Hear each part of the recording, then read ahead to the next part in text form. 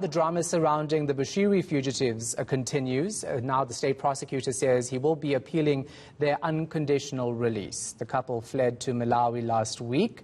Since then, there has been alarming silence from the justice cluster. Then arrest warrants were issued for the fugitives. But now that they've been unconditionally released in Malawi, let's get the latest from our reporter Tshegohaco Moagi. So Tshegohaco, what's being said about the extradition process in South Africa?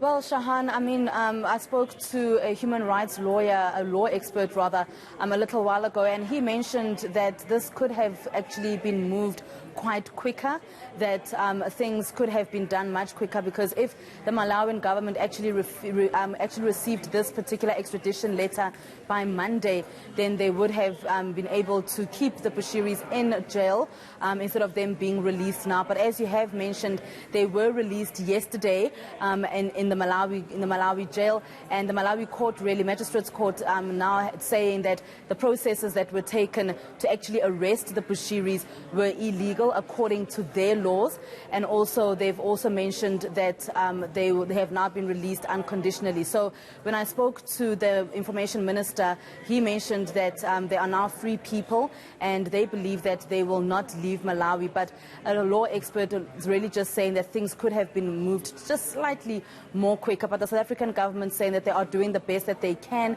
and they are doing things as quickly as they possibly can and according to the protocols, and they want to ensure that all the papers that they put together and whatever they send to Malawi, there's nothing faulty, and that they cannot be faulted on anything that they send through to that country. So is the Interpol structure strong enough to do something? Well, the law expert that I spoke to saying not necessarily. Interpol can do much more, but what they did was, of course, to issue out that warrant of arrest to the Bushiri couple, Mary and Shepherd Bushiri, and that is the best that they could have possibly done. But that red alert, we're still waiting for that red alert, but they just handed out that particular second warrant of arrest that we also know was handed out. So they've got two warrants of arrest against them in South Africa. But let's just take a listen also, Shahan, to what Sipho had to say, Sipho Mantula had to say to me. Interpol relies on its member states. You don't have to think Interpol is a fiction or it's a fictitious law enforcement agency. It relies on member states. And secondly, I think you are raising an important issue, the issue of independence of judiciary, security system of Malawi.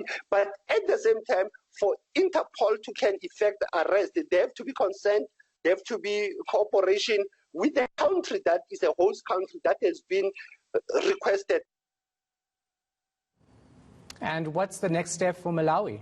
Well, we understand that the prosecutor will be filing papers in the magistrates court or in the high court appealing that ruling from yesterday that released the Bushiris. We also know that they actually have the option to either keep them in Malawi or not. And this is something that the information minister has constantly said, that they are Malawian citizens and they will follow the law of Malawi according to their laws and according to what their constitution says.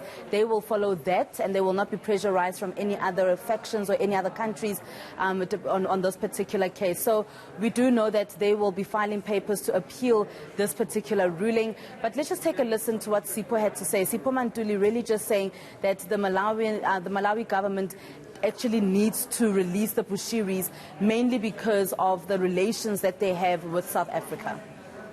The matter of Bushiri is of a regional and a national interest now. There's no way the government of Malawi can ignore the fact that Mr. Bushiri was facing a bail application in this country, and there are issues as well that Interpol as well, like I've said, even if it does to effect the warrant of arrest, some of the thinkers, analysts, they want to use the case of Bashir, that South Africa failed to can effect arrest on him, which is a quite different story.